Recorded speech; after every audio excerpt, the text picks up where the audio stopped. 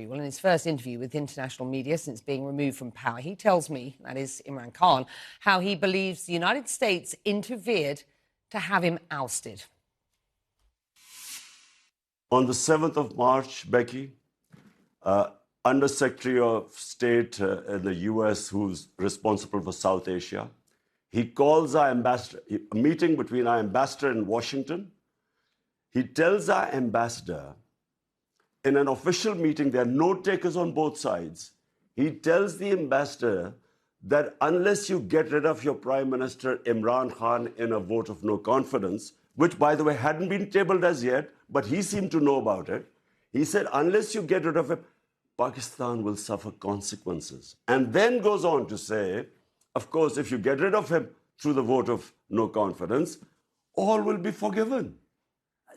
Such arrogance, apart from anything else. By the way, Becky, this guy should be sacked for bad manners and sheer arrogance.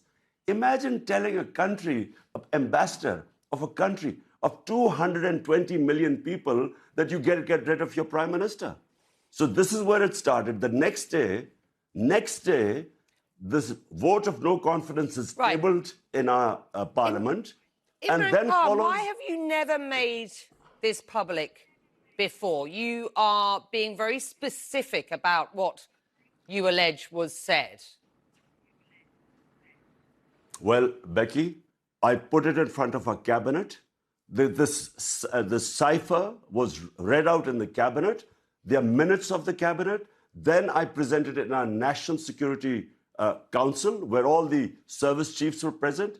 Why did I present them? Because this was a blatant intervention in the internal affairs of Pakistan, a regime change. As Prime Minister at the time, did you get in touch with the US President, with the US Secretary of State? What happened?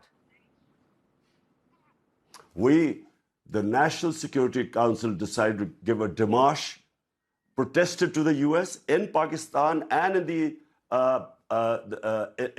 Washington. We issued it. This is all minuted.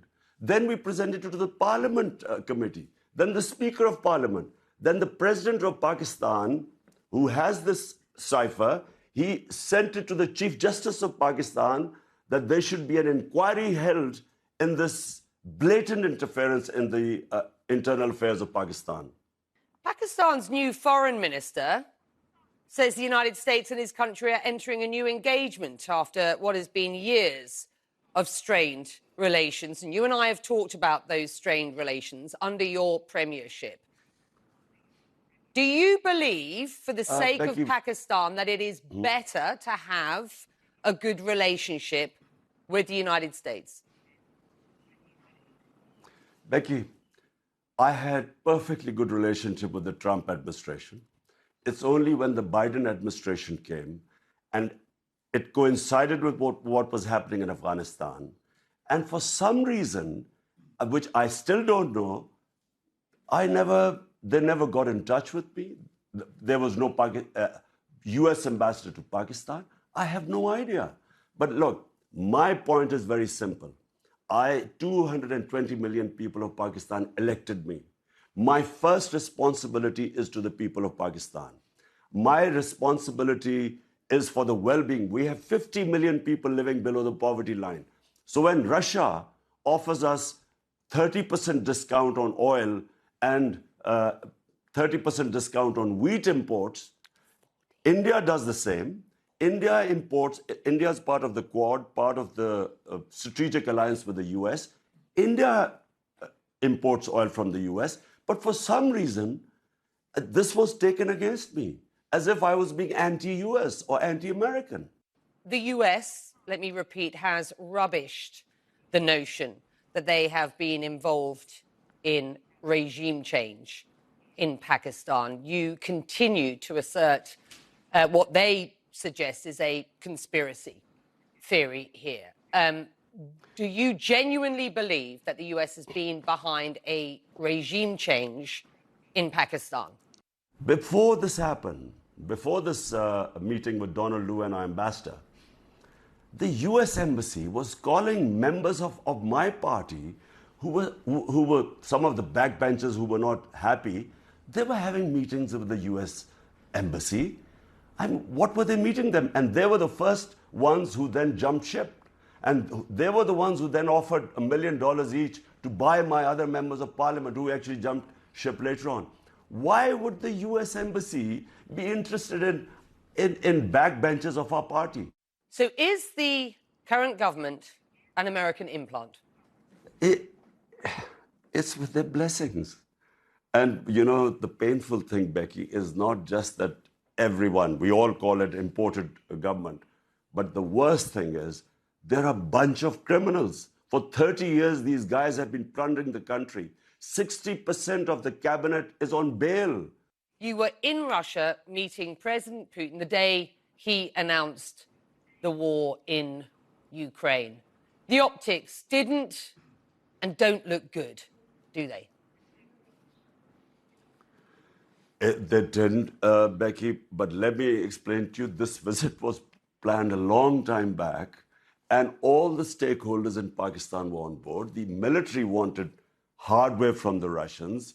We wanted oil. There was a gas pipeline which was being negotiated for the past 6 years before my government came in. So this trip was planned a long time before. How would I know that the day I land in Moscow, President Putin decides to go into Ukraine? I wasn't supposed to know that. Do you regret that trip now? I would regret if we had known about the invasion and then I had gone in, I guess I would have regretted it, because I do not believe in military solutions. I have opposed all military ways of achieving political ends. So, but I wasn't supposed to know. Imran Khan, will you run again? Will you run again as Prime Minister in the next elections? Whenever the next elections take place, not only will we run, but I can predict right now that this will become the biggest party in Pakistan's history, because people are so incensed and feel insulted that these criminals have been foisted upon us, who have been plundering this country for 30 years. There is anger in Pakistan. And unfortunately, because of all this becoming public, the cipher, Donald Rule's comments, who should be sacked for bad manners, there's anti-Americanism.